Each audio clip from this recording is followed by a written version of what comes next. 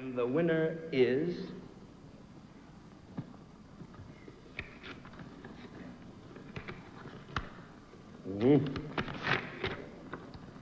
John Addison for Tom Jones.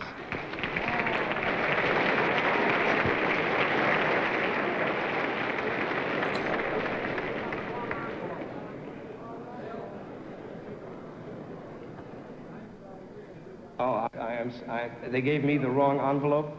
Wait till the NAACP hears about this.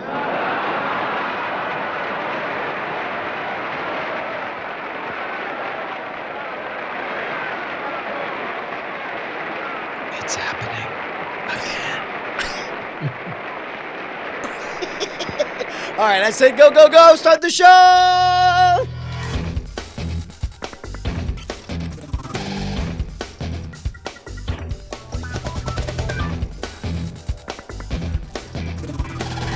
Welcome to Cordkillers, our mission to report the intel from the front lines of the cord-cutting revolution so you, my friends, have what you need to know to be able to watch what you want, when you want, where you want, on whatever device you want. I'm Tom Merritt, and Brian Brushwood.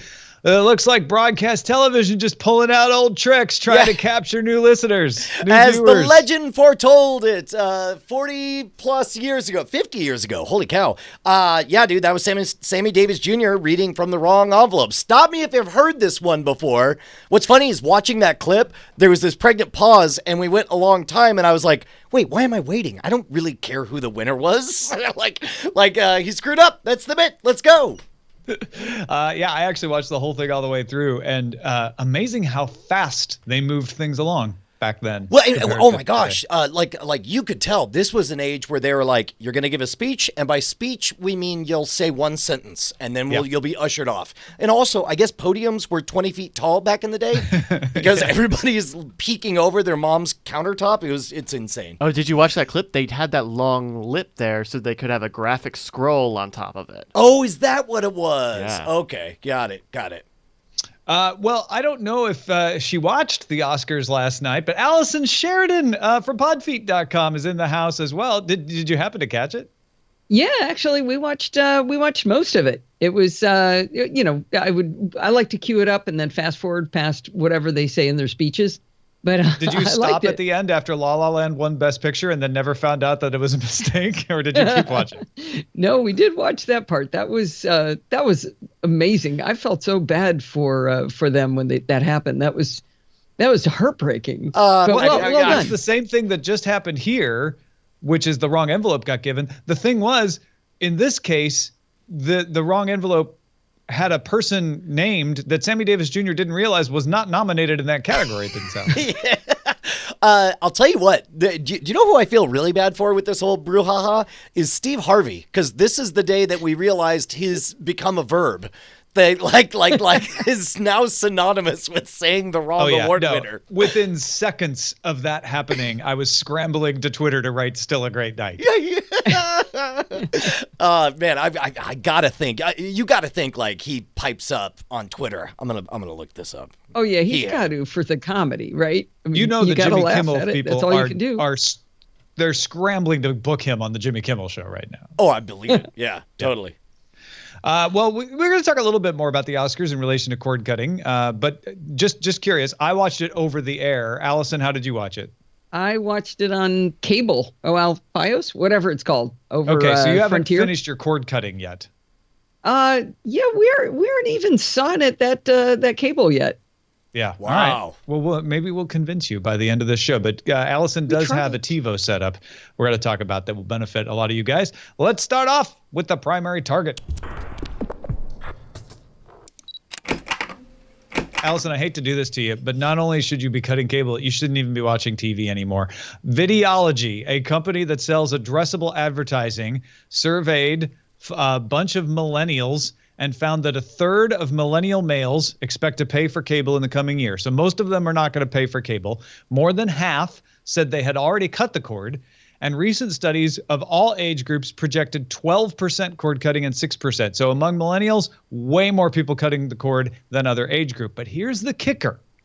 They asked them, they're like, whether you've cut the cord or not, how do you watch television shows? Now, 27% said over the air, a little bit less than 27% said a laptop or desktop, 26% said boxes like Roku, 20.5% said mobile devices, 13% said DVR. But, and remember, they were saying of broadcast television, not including sports, just broadcast television shows.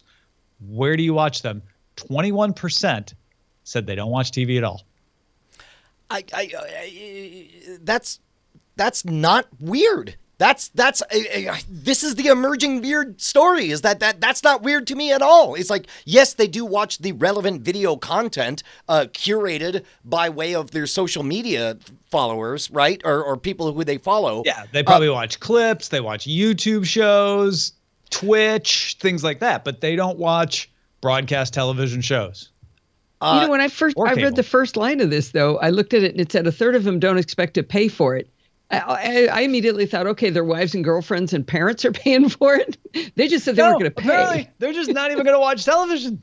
They're going to watch YouTube. They're going to watch Twitch. But I think I know what's going on there. Exactly like you said, Brian, of the curated pieces of it. Every once in a while, Steve and I will say, well, we tape. God, how old am I? We record on TiVo Saturday Night Live, and he'll say, oh, well, let's check it out. And my reaction is, well, if it had been any good, we would have already seen it, right? Right. Because it would have come up. And what's funny is that's exactly the example that I thought of as well. And what's funny is Saturday Night Live was one of those holdouts where it's like they're like, no, we're not going to make our stuff available. We have we have an exclusive partnership with Yahoo for the back catalog. And then but now they have fully embraced the YouTube lifestyle, and they realize they're bothering to create an hour and a half of programming, but they all know that it's going to be this 3-minute clip that the whole world will be talking about on Monday. And by the way, YouTube announced today that people watch 1 billion hours of video every day. Now, that's one of those meaningless, huge numbers, but it's still a really big number. That's a lot of video being watched by people every day. It's going up. That's an easy number. Nice round figure. 1 billion hours a day. That's great. Do you think about lost productivity when you hear those numbers? Oh, no. I don't worry about any of that stuff. I think honestly, that's just effective communication. And this is one of the wonderful things that it means to be human is following other people's human stories. And that's it could be 1 trillion hours and I wouldn't call it lost productivity. I don't see it that way at all. When I think about watching something, I think about wasted time. I only watch things while I'm doing something else. And maybe it's because I'm a woman and we love the multiplexing, but I have to be doing something else. If I'm sitting and watching a regular TV show, like I really want to engage with it, I'll be, I'm cross-stitching or I'm knitting or crocheting or something like that. But most of the time video is only while I'm doing something else. I've got different categories of video for that stuff. Like there's some stuff that I feel like it's acceptable. And then there's other stuff. It's like, no, you're not allowed to multitask during it. Yeah. And I'm at the other end, which is I almost never have video on if I'm trying to do something else because I can't do both. I can't, if I'm going to have video on, I want to pay attention to it. I want to get the most out of this story as possible. I want to examine the narrative and think about what's happening and pay attention and pick up on the nuance.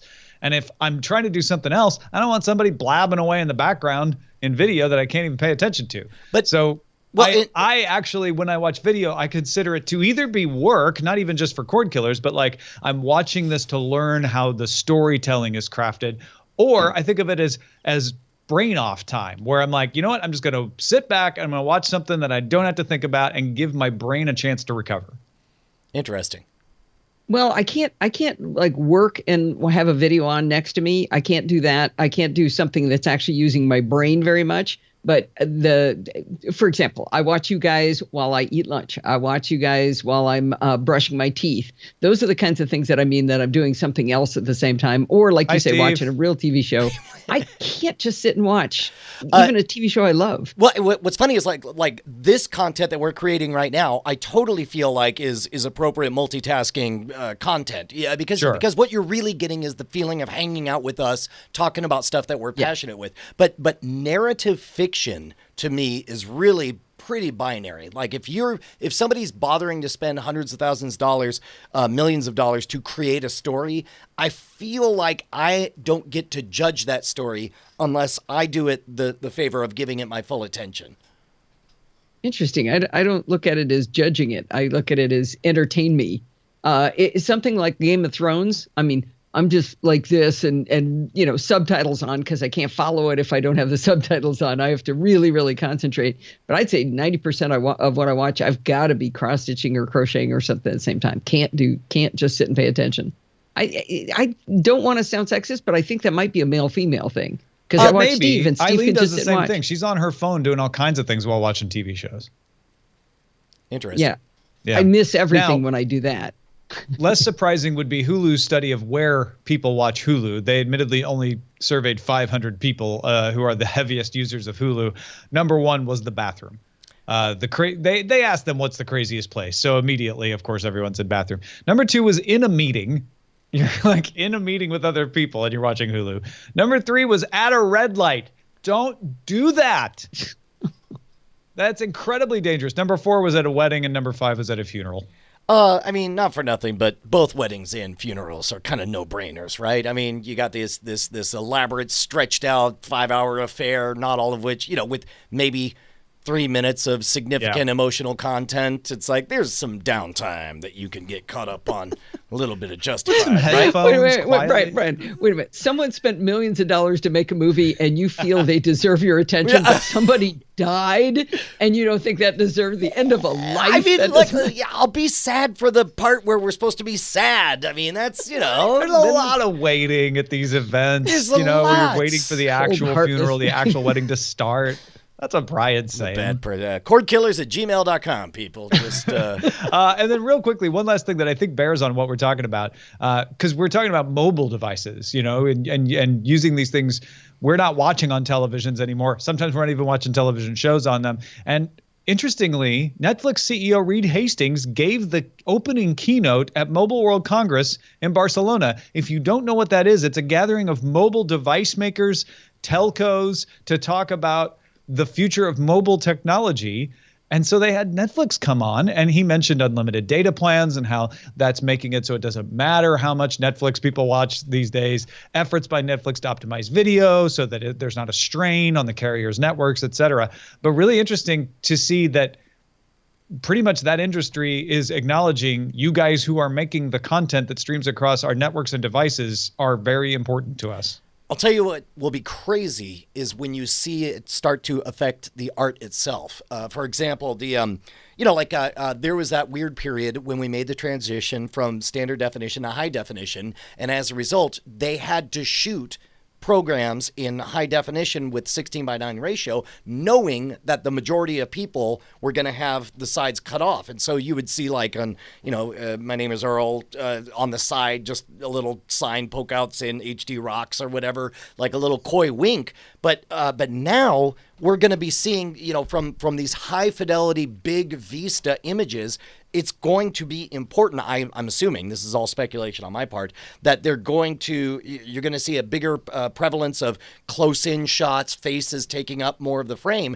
because they're going to be watching it on such a small bit of real estate. The first thing I thought of when I saw this announcement was, do we not care about zero rating now that we've got unlimited data on everything? I mean, did that just become a non-issue? If multiple carriers are providing unlimited data, they don't need to zero rate. Right. Because there's nothing to zero out. You've got unlimited data. Hey, by the way, I still am in limbo with my recent getting cable again. Because AT&T has now changed its plans. Yeah, so they where I'm at right now is I signed up for their dish, and I said on the phone, it would be dumber than anything for you to actually come install a dish. And they said, Yeah, we agree. We're not going to do that. Also, and nobody's called me to cancel my unlimited whatever. So I when I look online, it still says I have unlimited data, which I guess theoretically will be. But you're not paying for DirecTV. I am. They wouldn't call you because they would keep you under the terms that you signed. Right, but the term I haven't. That's the other weird part is I haven't signed anything. They said, we want you to get DirecTV. I said, sure, sounds like a good deal. And we got to the part of the conversation where they hand you over to an auditor who basically says you're committing to a contract and all that stuff. But at that moment, because it took so long and we had the stage show, I was like, yeah, I ain't got time for this. And then I was like, bye. And then I left. And then, a week later, they're all like, hi, I guess we're installing a dish, but that would be dumb because this is a dumb thing. You were an AT&T customer before. I'm sure they have your information on file. They do. Well, and here's the thing. The question is moot. They have an unlimited plan that doesn't require you to be a DirecTV subscriber. So at this point, it's just a matter of curiosity how they have you listed. But since they first got you to sign up, they've changed their plans so anybody can get an unlimited data plan. So it's even extra stupid at this point. Okay, have you received a bill? I haven't paid any bill. They probably have been sending them to me. Well, I usually That's I usually That let them sounds right. stack up a little bit and then knock those all out at once. I feel that. Yeah. Otherwise, they just get too used to it. yeah, exactly. It's just Make them like do that extra math. That negative reinforcement, right? So yeah, there you go. People not watching TV and not on televisions anymore. So Except in bathrooms. That's the future. By the way, one last thing out of Mobile World Congress is they've got a couple of screens that are 18:9 or different aspect ratios. Do you think that's going to be our next big television innovation? Is they'll say, hey, this is after 4K and maybe even after 8K. They'll go to 18:9 like widescreen aspect ratio to get you to buy a new television. To what benefit would be my question? Because at least wider picture, you get the full screen of movies. You get to see more picture, more action on the screen, cool things that it can do in the interfaces on your set-top box and your apps. Yeah, I don't know. I mean, first of all, we've seen them do a lot of really dumb stuff. So the fact that I don't understand what the benefit of that would be is not evidence that won't be the next thing they try. But it's really weird because we all of the innovations are on the low fidelity front. Like all of the market has been expanding in the mobile side of things, right? Well, yeah, but it's also, there's also people spending a lot of money to get 4K programming and 4K televisions and stuff like that. So I don't feel like that's going to go away entirely. Yeah, okay. I don't know. I feel like this is a bottomless pit that I'm afraid to walk now, into. Allison's having a good conversation in the chat room right now where you pointed out that there is a cap on tethering, so zero rating might still matter in respect to that. Yeah. But the trend is if you're building a business, assume these things: that processing power will get closer and closer to free, assume that storage is closer and closer to free, and assume that bandwidth is closer and closer to free. So I just don't see that being, yes, before you guys write, I'm sure in your area it's terrible, it's the worst thing, it's worse than Hitler. But in general, in 10 years, 20 years, it's not going to be an issue. Christina Warren made an interesting prediction on Twit. She said she thinks what's happening with the unlimited plans is the fact that 5G is about to come out. And this is like when everything got cheaper and freer and easier and unlimited plans on 3G when 4G was about to come out. So she thinks this is just going to hold us over, and then the new stuff's going to come out and the new hotness, and they're going to, oh, no, it doesn't apply to that. Well, I think she's right, but it'll be a couple of years before 5G service actually comes out. And then if they do put caps on it, it would be because their capacity won't be up to speed until they've had a long time to really build it out.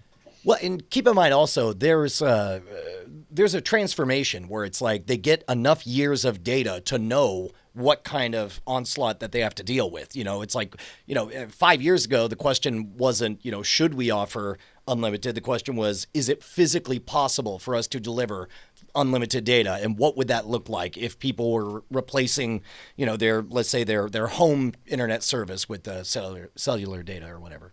Yeah, capacity has been more of an issue for wireless. That's true, but it really hasn't been the problem. It's simultaneous usage, and that's the other thing is 5G can handle a lot more simultaneous usage. So there's even less need to have data caps for network management. It's really all about monetization. Keep in mind also there's monetization. Was there anything to the idea that there was whispers at some point? I was reading rumors about Google working on just a grid of satellites so that everybody just has all the bandwidth always ever. Could it be that kind of disruptive technology is the kind of thing encouraging people to that's more for underserved and unserved areas than for us. The bandwidth is more about the protocol. Okay. Right.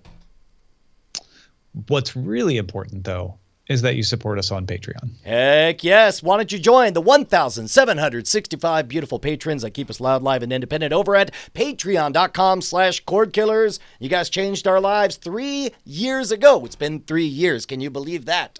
And we, you guys seem to dig the show. We dig doing it for you. Yeah. If you get value out of the show, we just ask that you put a number on that you can afford and give a little bit of it back. Helps keep the show going. Patreon.com/Cordkillers. Also, you will press that button once and you will never think about it again. You will, whenever you do see it on your credit card bill, you'll be like, I like those guys. And then that's it. I'm a patron. I believe. Yeah. It's not a pyramid scheme, guys. I swear. Now it's time for How to Watch. Okay, so we're going to talk a little bit about how Allison watches, but first, Sling TV is changing their bundle option as a way to compare themselves to DirecTV Now. A lot of people would just say, you should compare yourself to DirecTV Now by the lower amount of bugs you have and the ability to actually watch channels that you're streaming. But DirecTV Now is probably eventually going to fix that. So what Sling TV did is added an option to be able to get 4 of their add-on bundles, which are normally $5 a piece, for $10. So you're basically buying 2, getting 2 free. If you want kids, comedy, news, and lifestyle, you can now get all 4 for $10. Buying them each individually would cost you $20 to get all 4 in the past. And then the way Sling is trying to compare it on the chart is to say, well, look, that's 30 networks for $20 if you get our orange package, or 70 networks for $30, or 80 networks for $35, and compare that DirecTV Now, and it's basically, we'll give you more networks for less money.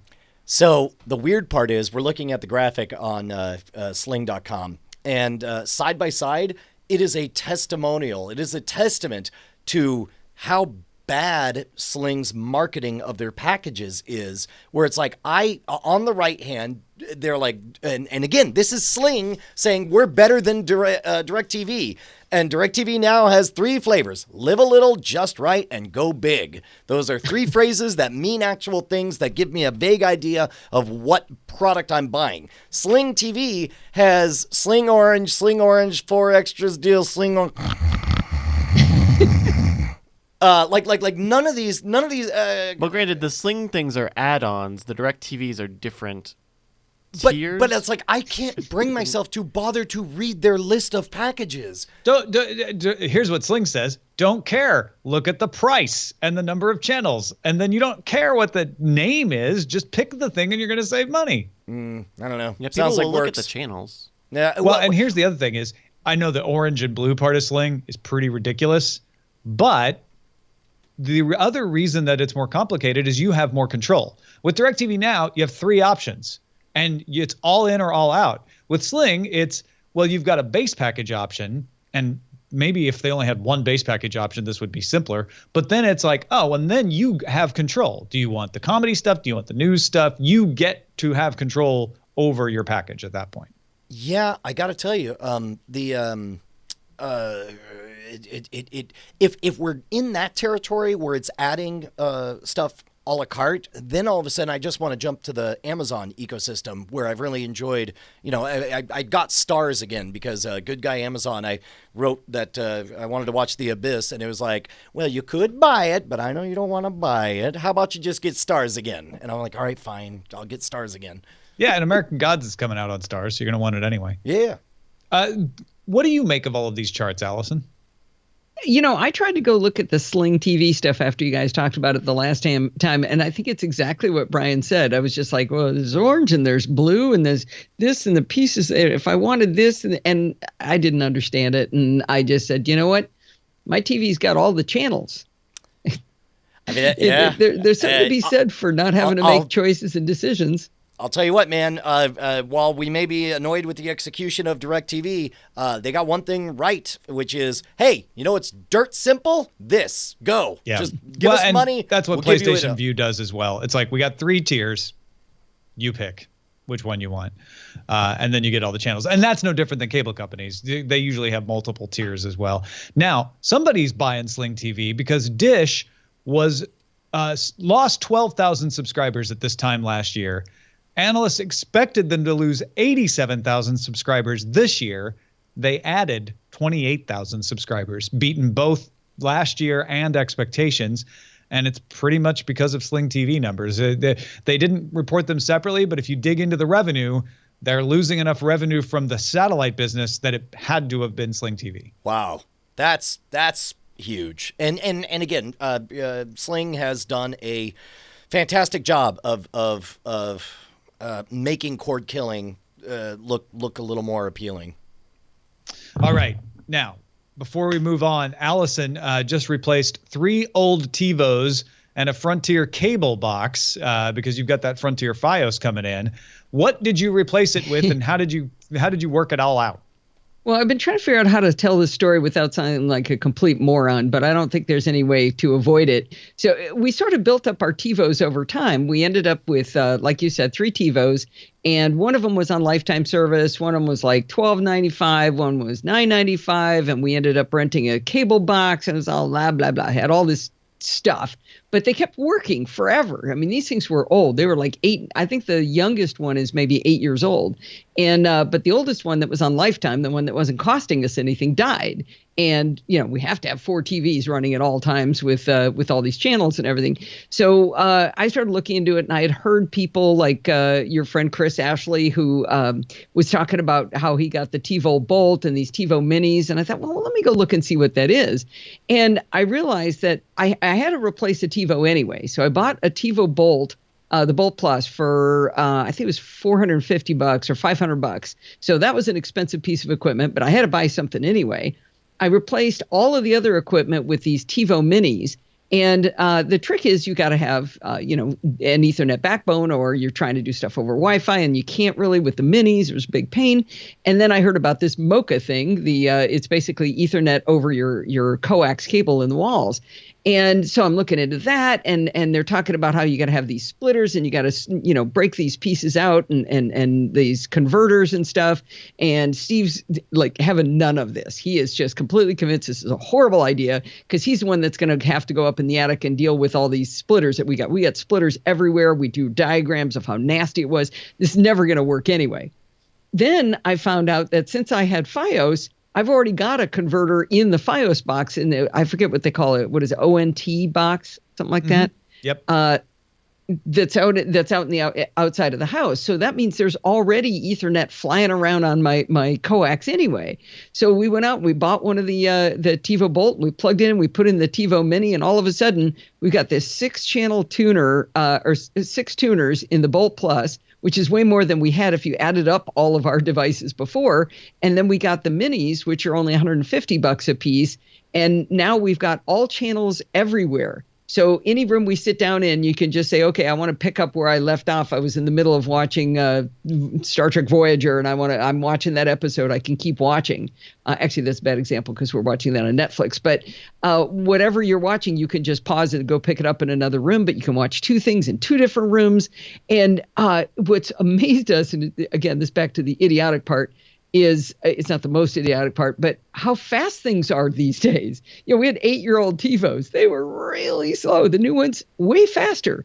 And they're getting something like 400 megabits a second, I think, on the Mocha, where we had wireless G between them before. So we couldn't even move a show from one to the other. Wow. But the best part of the story is we saved $55 a month doing this. So that's the idiot part, because we were spending a lot more than $55 a month. We were spending, I think it was like $80 a month, something like that. When we added it up, we just didn't ever put it all on a piece of paper at the same time, because you had the TiVo service on 2 of the boxes. We had and then we had to rent cable cards. We were renting 2 cable cards on one on the other. We're only renting 1 cable card and paying for 1 TiVo service. And I think the total is $25. Wow. Yeah. So even if you count the cost of buying the Bolt at $500, which maybe you could justify not counting it because I had to replace it anyway, that's going to pay off in 17 months, 8 months if you don't count the cost of the TiVo Bolt. So the Wi-Fi backup was that you didn't have an 802.11ac router, so you couldn't get that super It's fast because wireless. they were Is that too it? old. One of them didn't even have Wi-Fi. It had a little TiVo adapter wireless G on it. But the new minis, do they do AC? They don't do Wi-Fi at all, I think. Oh, that's the biggest. Okay, so there you go. You just have to wire them up. So is that right? In the TiVo Might be ecosystem, does it keep track of who you are? Like, do you have to log in a la Netflix No. when you go from device to device? No, it's just one big pile of an account. Okay. The other thing we gained with the new ones, and again, this has probably been out for like 7 years, we didn't know, is they pay people to watch the TV shows when they come out and set points in it to let you skip commercials. So you've probably talked about this before, but I didn't believe it was really true. But one night we're sitting down watching Big Bang Theory, and this little thing comes that goes, it says, "You want to skip?" I'm like, okay. Yeah, and you press that green button, don't you? Oh my God, it's magical. So we're saving money. It's faster and it's really cool, and we're really, really happy about it. Man. The only weird thing is we have a really complicated network. For security reasons, I isolate my IoT devices on a separate network. So I've got a Frontier cable box coming in, a Frontier router at the top level, and then off of that I've got 2 other routers, and I've got my good stuff on one and my PC and my IoT stuff over on the stinky router. But because of the FiOS Mocha thing, the TiVos are all up at that level right off of the FiOS router, which means I can't use my iPhone to talk to it because it's not even on Wi-Fi. It's hardwired. Gotcha. So Well, that's a cool setup. I want to hear more about people's setups and why they, what are the challenges and what they run into. So email us cordkillers@gmail.com. Let's move on and talk about why we do all this stuff, what to watch in Under Surveillance. It's all about location. Under surveillance. So Netflix announced the revived Mystery Science Theater 3000. That's the one starring Jonah Ray, Felicia Day, Patton Oswalt.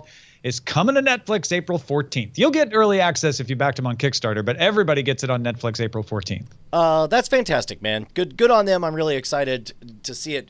It's a weird thing to feel this excitement for what are absolutely going to be really crappy movies. But also good, basically podcasting alongside a movie. Yeah, it's I can't wait to see what this crew does. It's a great crew of people working on it, and it's got Joel Hodgson, the original MST3K guy, behind it as well. Starz announced the American Gods series will premiere April 30th. The 8-episode series is written by Brian Fuller and Michael Green, who also wrote Logan, and stars Ian McShane as Mr. Wednesday and Ricky Whittle from 100 as Shadow Moon. Dude, time's up, man. Get yourself that Audible account. Get your, go to audible.com/modernrogue. Sign up for a free 30-day trial and enjoy it while you still can, because George Guidal's reading of it was really, really good. Yeah. Have you ever read American Gods, Allison? no, I haven't. Sounds fun. Yeah, it is. Absolutely. Netflix released a trailer for its Will Smith movie called Bright. It's a cop drama set in a world that also has elves and orcs and mystical creatures. That is called Elf Punk, by the way, and it's coming in December. Don't have an exact date, though, Say but they've all got a those trailer. words you just said in that same order to make that same sentence. What? A Will lot Smith of words. is going to be in a movie. Yeah. Netflix Bright. released a trailer for its Will Smith movie called Bright, Right. which is a cop drama set in a world with elves and orcs and mystical creatures. That's called Elf Punk, by the way, coming in December. Right on. That sounds fun. I'm there. Okay. All right. Not Orc Punk?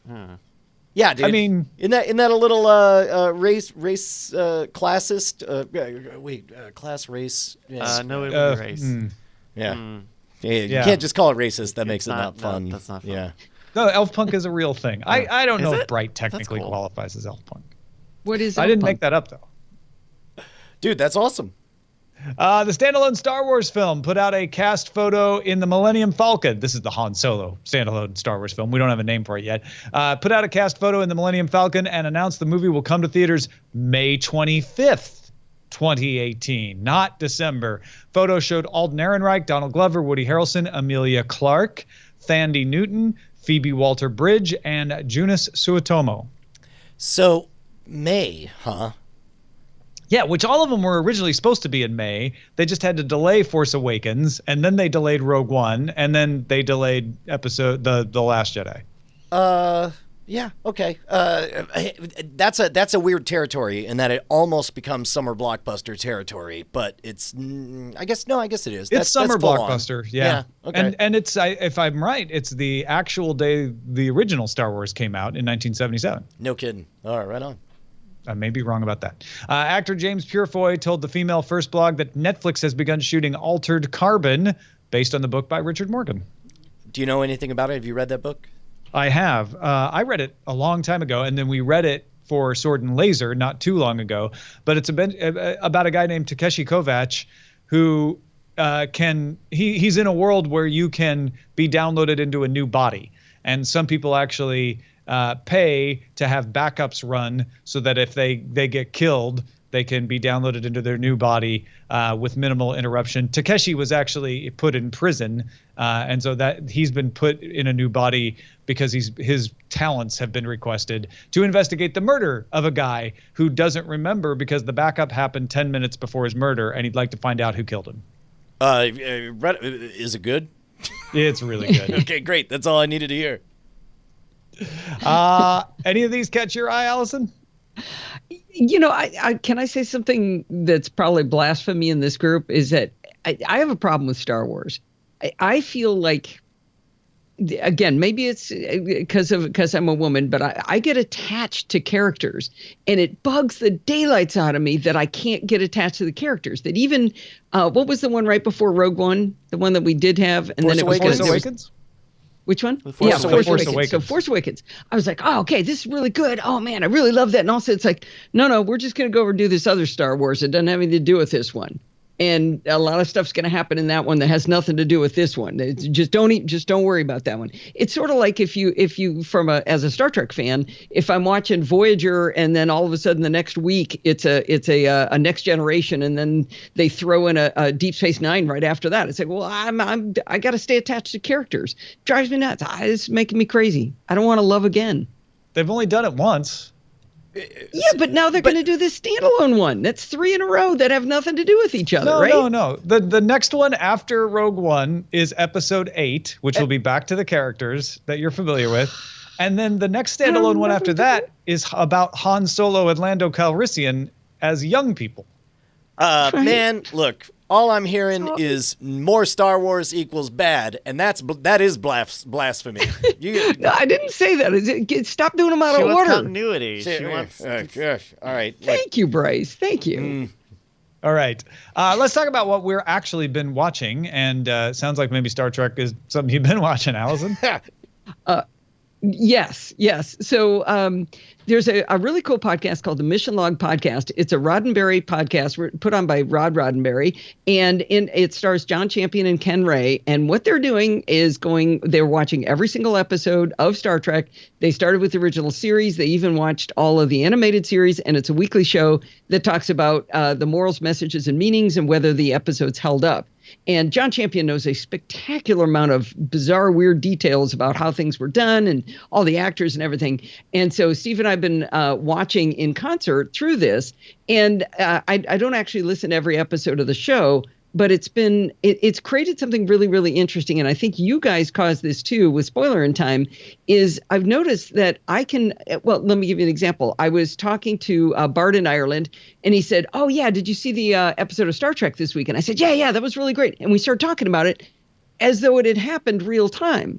But it's because we both listen to the show, and we're watching in this cadence. So it's like we've got the Who Shot JR thing, everybody watched it on the same day. That's happening because of this podcast. And it's a really, really cool and interesting effect. It happened with my friend Dorothy at the gym. Again, hey, did you watch Star Trek? Yeah. That was really cool.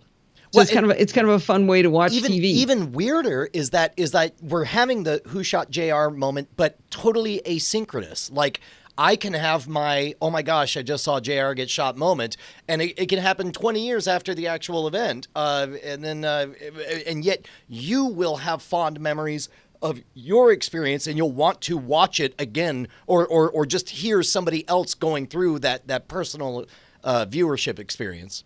Yeah. I mean, these are shows we have actually all watched, but it's just fun to be watching them together. You know what I mean? There's a community thing about it. That's it's bringing back the water cooler effect. Exactly. In this world of binge watching.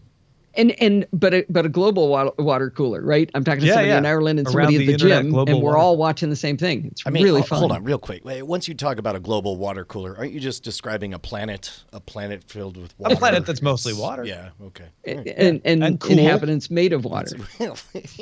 I think this planet's pretty cool. I don't know. It's just me. Brian, what have you been watching? Dude, I watched The Abyss. I don't know. I don't know what it is. I got James Cameron fever taking over. I got the kids to watch Avatar, and I realized, like, he is just very, very. His writing is so weird because it's so often has these phrases that nobody would say in real life, and I can't believe that it made it all the way through the editing process to get it. Eat your ass like jujubes or whatever, and then. But at the same time, for being a very simple by the numbers director and storyteller, he's good. He's way good, and his stuff ages way, way well. The Abyss stands up. It's unfortunate to watch it nowadays without. It's hard to. Do you ever find yourself trying to explain the Cold War to anyone under 30? And you're just like, no, you don't understand. All of this was electric and supercharged because we were constantly afraid of Russians. And you have to explain that. Yeah. Like, it reminds me of people trying to impart the seriousness of World War II to me. Yeah. And me going like, yeah, it makes really good movies. Yeah. All right. At any rate, yeah. So I think The Abyss holds up really well, Brian. We rewatched it recently. We own it, and I thought it really holds up well. I mean, even the graphics and stuff. It's a good, compelling story. The graphics are great. I'll tell you what, though, there really is, like, that third act really is a hard left turn out of nowhere. You have 180 minutes or however long, 150 minutes of Cold War tensions, and then it's like, now I'm going to breathe liquid and go visit aliens. Like, but you really want to breathe liquid. And all the significant parts of it are happening off camera, where it's like, bye, and he goes off screen, and then you're like, oh, golly, I guess he's talking to aliens now. and then all of a sudden the aliens, I don't know. It's a bit of, yeah, whatever. Well, similarly, I watched Fences this week with Denzel Washington and Viola Davis. Go on. Nothing like The Abyss. There's no hard left turn? I mean, there's a hard turn. I don't know that it's a left turn. It's a turn that you pretty much expect to be coming, though. And it's based on a play. Screenplay is written on a play. And if there's a weakness to this movie, it's that it feels like a play. They do a lot to turn it into a movie, but there's a lot of dialogue, a lot of amazing acting, and yet they don't make good use of the fact that it's a movie. However, the performances by Viola Davis and Denzel Washington make me not care one little bit. It is just I don't want to say tour de force because it's such a freaking cliche, but if I were to ever use that, I would use it for this. Like, these are insane acting performances. If you just want to see really good acting, you should definitely watch Fences. Awesome. Hey, also, I watched Lego Batman, and I have thoughts about it. I'm gonna save that for a spoiler in time, though. Oh, okay. I didn't watch it. That's fine. I'm gonna ruin it for you. And this is a real criticism that I will back up later. My actual review for a major release Batman movie is that the love plot between the Joker and Batman was too heavy-handed for my tastes. All right. Fair enough. That is without irony. That is without yes. All right, Bryce, what are you on the lookout for? I'm going to get back to a complaint about Star Wars. Is what I don't like is when they throw a love story in the middle of one of your big action films. My favorite love story connection was A Fire Down Below with Steven Seagal, right? And at the beginning of the movie, he puts his girlfriend into the bathroom of their house and locks the door. And then he goes off, and the entire movie takes place. The entire mountain blows up. There's explosions through the whole thing. And at the very end, he runs up to the house. He rips open the bathroom door. She runs out, and he hugs her, and he goes, "Pat, pat," and he walks away. And that's it. And that's how much love story I want in a movie. Nice.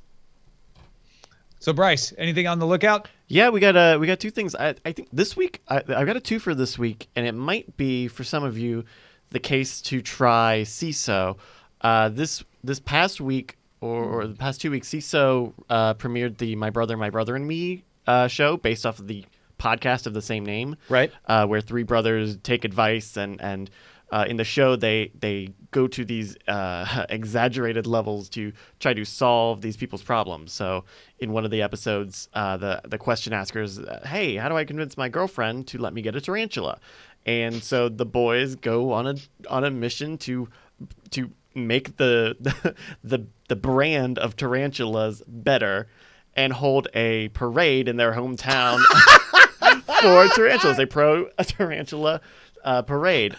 It's great. It's also pretty short. There's only like 6 episodes, and I get it because they're all busy making a million other podcasts, but it's nonstop, really, really, really funny. There's 6 episodes of that now on CISO, and also this is I'm guessing this would have been earlier this year, but Harmon Quest is also out on CISO. There are 10 episodes of that. If you Season 2 coming soon. That's right. If you listen to the Harmon Town podcast with Dan Harmon, they do a D&D, a very informal D&D session at the end of most of those episodes. And so the idea behind this is that they'll keep doing improvised Dungeons and Dragons bits, but they'll animate them, they'll get guests in, and it'll just be that. What I'll say is, as someone who also listens to another D&D podcast, that it's almost it's not what I expect, because what I expect is an hour and a half and doing rolls and making moves and stuff. And this is it's not that it's casual, it's that it's really sped up. Yeah. It's very fast, and I think it's pretty good. And I think if that's the kind of thing that you would want out of a Harmontown, expansion of those D&D bits, I think you'll like Harmon Quest. If you're someone who doesn't have like an hour and a half every week for a real play, a podcast, I think you'll try it out. And a lot of good celebrity guests: Paul F. Tompkins, Aubrey Plaza, Chelsea Peretti. It's pretty cool. Both of those are on CISO. There are 10 episodes of Harmon Quest now, 6 episodes of Mabim Bam, and there's a free episode of both of those at youtube.com/CISO-TV, which I mentioned because CISO is only a US thing right now, and that's kind of a bummer. But wink. Yeah. I don't know what you mean, Bryce. Hey, if you've got something we should be on the lookout for, like, a security-oriented connection software, email cordkillers@gmail.com. Before we get to the front lines, Brian, what's going on in your world? Dude, only one thing matters in my world. We haven't talked about this publicly. I'm just gonna, without consulting the rest of the team, wow. I'm gonna spill it. We're trying really hard to get the Modern Rogue up to 2 episodes a week. We want to double the amount of content on there. Everything seems to be really well received. Latest episodes are good. I am insanely proud of what we're doing with it. Recent episode, we recreated one of my favorite bits from Mr. Wizard's World back in the day. We created a silo fire dust explosion. It's great. It's a good show. It's probably the best thing I've ever done.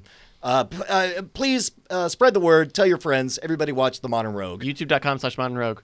Give them something to go to. Or hit the subscribe button. If you just want random, go to tv.themodernrogue.com. All right, time for the front lines. Front lines.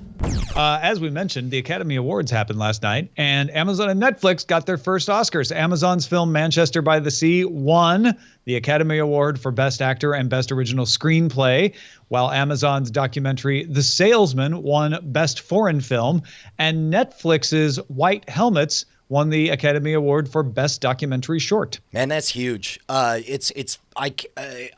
like the best part of this story is the fact that I'm amazed it hadn't already happened, because we had buzz with the what was the one with Idris Elba, the Beast with No Yeah, Nation. they got nominated. Beast of No Netflix got Nation. nominated Yeah, for that's Beast of right. No That's Nation. right.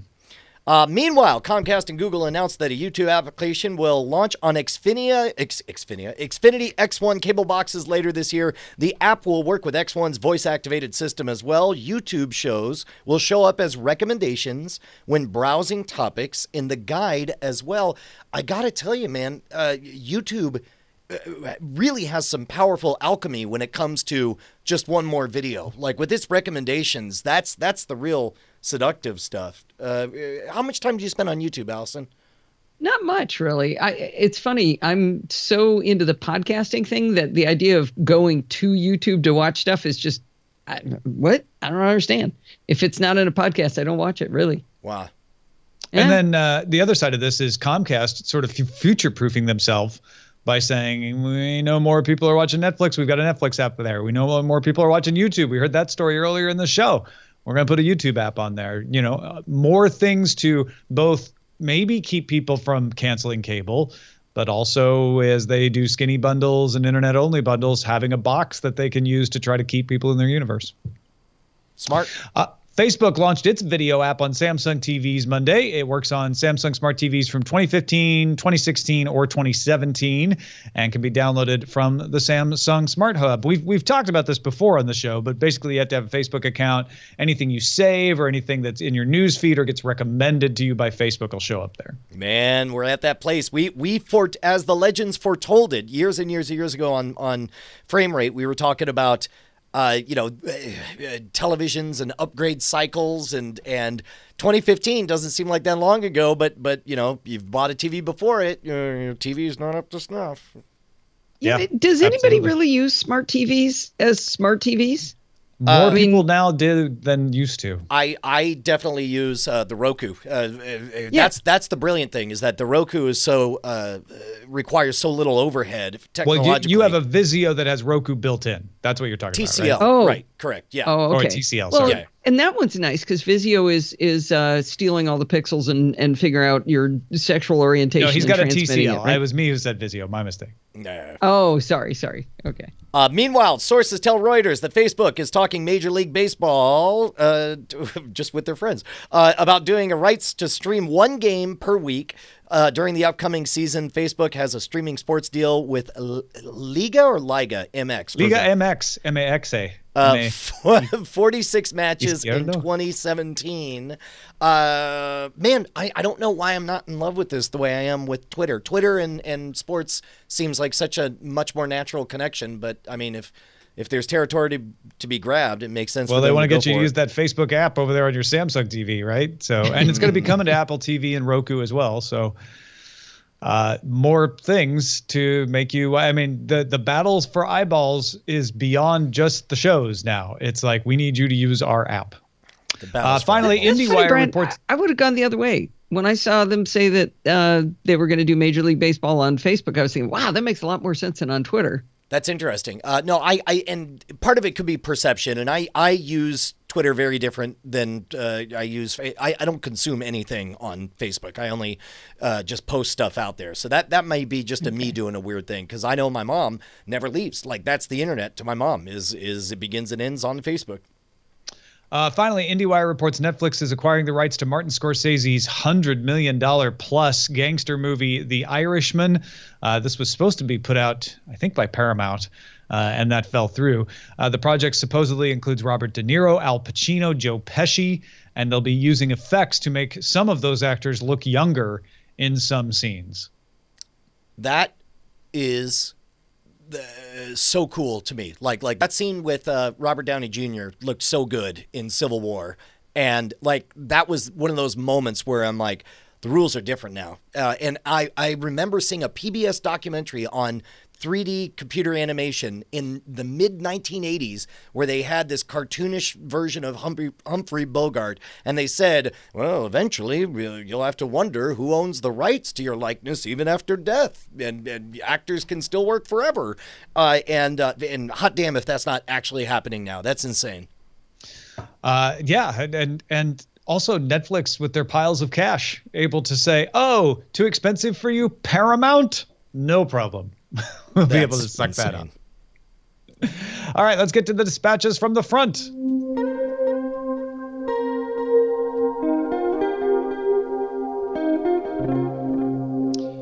Thomas from Missouri, I'm from the Illinois side of the river. This is the Thomas on the Missouri side, says, just had some thoughts on the Cavo. That was that device we talked about last week that sits between you and your set-top boxes and has a voice interface. Thomas says, I think the idea of Apple buying the company and applying its tech to the Apple TV is interesting, but to me, the better fit would be Logitech. Imagine a Harmony remote that would control everything with voice and do it seamlessly. The advertising writes itself. The new Harmony One, the remote you'll never lose, because it's your voice. See, I'm sure someone else has thought of this, but it seems like a good fit to me. Keep up the good work, guys, on the podcast. Loving it. Thank you, Thomas. I mean, the problem, of course, is that it's too good a fit, by which I mean, like, what would Cavo get out of that deal outside of a paycheck? And what does Harmony get out of it? You know what I mean? Like, well, Harmony gets the product that fits their brand existence. Yeah, right? they've already carved out. Cavo gets a big pile of cash, I suppose, yeah. Which is not unusual for these startups, right? That's true. That's true. Meanwhile, John writes, hi, Tom and Brian. I've amassed a large collection of DVDs and Blu-rays over the years. About 2 years ago, decided all my discs were collecting dust, as I was far more likely to watch a title I already owned on Netflix simply because it was accessible. It's almost as though convenience trumped something. I decided to roll my own solution and digitize my extensive 800-plus movie collection using Make MKV and Handbrake, and now have them on a Synology NAS. Problem solved after hours of encoding. I finally have access to titles I spent so much to acquire streaming locally to my Fire TV running Kodi. Now, I'm hoping you or the Cordkillers audience might be able to help with new movies coming 3 to 4 weeks early to streaming prior to the DVD release. Is there any service you know of that I could pay to order the disc but gain early streaming rights to the title? I understand studios are looking to encourage streaming titles, but this leaves me with limited access to the movie I just paid $20 to quote-unquote buy streaming rights to.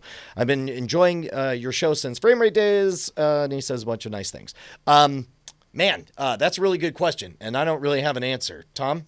Yeah, here's the problem, John. You're saying, hey, they really want me to buy a digital copy instead of the DVD, but I'd prefer to buy the DVD, and they're delaying that. Can I get around that? And the answer is, if you could get around that, they wouldn't be doing the thing that is trying to force you to buy the digital streaming copy. Right. The only thing I could find myself was an old feature on Amazon that said if you buy, in some cases, and not even in all cases, if you buy the DVD from us, then we'll give you a standard def version of it on Amazon's video on demand service. So it's not even what you want because it's standard def, and it's not in all cases. If anybody else knows of a way to buy a DVD and get the digital copy, I know there was a service that was sort of questionable legality where you could buy DVDs and then stream them with amendments that took out swear words and things like that. If that company's still in business, that might be a workaround. I don't know. Yeah. Meanwhile, Levi says, hey guys, I just finished listening to Cordkillers. Oh, this is a long one. Love the discussion about the Cavo and the consolidation of all devices and services. I was enjoying Brian's rant about wanting to be ignorant and being able to ask for a can of dog food within dog food appearing. It occurred to me that perhaps the Google Home device actually is moving in the right direction of what he thinks I'm asking for. Even though the home device is relatively new, it supports me saying, hey, Google, play Stranger Things on Chromecast named Family Room TV. On contrast, if I say, hey, Google, play DTNS on the Family Room TV, it goes out and finds the latest episode of DTNS on YouTube and starts casting to the Family Room TV. In neither scenario did I have to specify to the service where to play the content from. It just played it. It also does a pretty good job of supporting natural language speaking, allowing different derivatives of the same sentences. So, okay, Google, by the way, I'm sure. Oh, stop that. Yeah. You just set off everybody's Googles. Cast DTNS to the Family Room TV would have the same effect. Me watching another fine episode of DTNS in the TV in the Family Room. But he goes on to give the shortfalls of it. But I suspect you're right. I mean, I think it has to. They have to solve this. We have to get to the point where we're all talking to, the bridge computer on the Starship Enterprise, right? Allison, what do you do for this? Do you use an Amazon Echo or a Google Home or anything like that? Well, I've got the Amazon Echo, and I don't use it very much. And I've got the Apple TV working as a hub for a few things. And it's so finicky, though. I mean, just turning the lights on and off. Some days she's just decided she doesn't want to talk to me. She'll only talk to Steve. And other days I'll say, turn the lights off or whatever with my watch. I'm feeling all, Dick Tracy and everything. And she'll go, yep, I got it. Did it. You look over and say, no, you didn't. The light's still on. So I don't know. I don't use a lot of that stuff. I do use the voice stuff on the Apple TV a lot, but it's more, pressing the button on the remote and saying, turn the subtitles on or fast forward 30 seconds or something like that. I love it for that. I love being able to turn subtitles on and off. So there is I only once have ever used the Echo for what I suspect its intended purpose is, which is being in the middle of cooking and realizing I was out of MSG and just saying, buy me more MSG. The rest of the time though, it is sublime in the ability to access a random earworm song that's in your mind at any given moment. Just being in the middle of things with your hands full and just saying out loud, like the Sonos seems ridiculous to me now after having spoken with Alexa a few times. Why did you gotta say her name too? Why are you gonna set off everybody's series now as well? Alexa, buy toilet paper. I got to tell you the one thing I did do. Oh shoot! Now I'm forgetting. They're not happy bought in the chat room. Sorry. Oh, no. I have had someone cancel their Patreon support because the joke one was of my not funny co-hosts to on them? Daily Tech News Show laughed about setting off their Echo. And Oh they my didn't think it was goodness! funny. Yeah. Interesting. I'm getting really tired of everybody talking about the fact that they're setting off everybody's everything. right. It's just kind of like, whatever. Just set up the confirmation pin. That's all you have to do. Then it won't. Yeah, order and anything. there's a story out today that Amazon's working on making it so it'll recognize your voice and not other voices too. So. I mean, the next level has to be autonomy, right? Granting a certain level of agency where it's like you can say, hey, just watch what I do, watch my habits. You probably figure out that I tend to turn off the lights at 8:45 p.m. or whatever, and then just do that until I tell you not to or whatever, And this last email comes from Andrew, who says, how do you guys pick where to buy shows? I want to cut the cord. And I want to just buy shows I want to watch. This looks like it'd be cheaper in his case, but I'm having a lot of problems picking where to spend my money. My wife and I have iPhones, but I don't want to use iTunes because I don't want to lose access to my shows if I get a new phone. If he's like, what if I get an Android phone?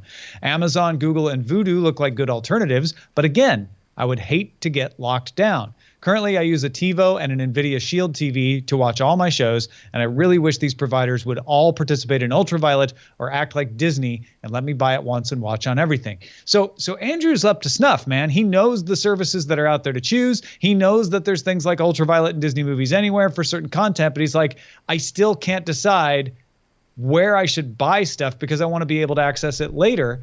I would say, first of all, maybe approach it as if you're renting, even though you're buying. And it's still cheaper, right? It's still cheaper than paying for cable in your case, where you didn't get to keep it before. And then look for the most cross-platform situation. And one of the most cross-platform stores out there is Vudu, because you can get it on iOS, you can get it on Android, you can get it on Roku. You can't get it on the Apple TV, but again, you can't get any other store on the Apple TV. And I don't think you can get it on the Fire TV as well. So if Fire TV is in your preferred universe, you might want to go with Google. If you want to be on Apple TV, you might want to go with iTunes. But for cross-platform, I feel like Vudu or maybe Google Play Movies is probably the most cross-platform one out there. I got to tell you, the deeper I get into the Amazon ecosystem, the happier I am with it. I love the availability. I figure it's got to be just a matter of time until HBO Now style. You're able to watch, movies exactly when they come out, or television shows exactly when they come out. I love the X-ray feature. I love the fact that something that naturally happens, me pressing pause or moving the cursor over, just automatically brings up the trivia, the behind the scenes details, all the actors. But again, your mileage may vary, but you don't really use any Android devices, right? No, correct. And that, Amazon is now available on Android devices, but it's tricky sometimes is all I will say. So yeah, if you're thinking about Fire TV, maybe Amazon is your best bet because you do have Android availability. I'm sort of in the habit of not considering that because for a long time you couldn't get the Amazon videos on Android. So I think that I've got a split answer for Andrew. He says shows, and when I think of shows, I think of TV.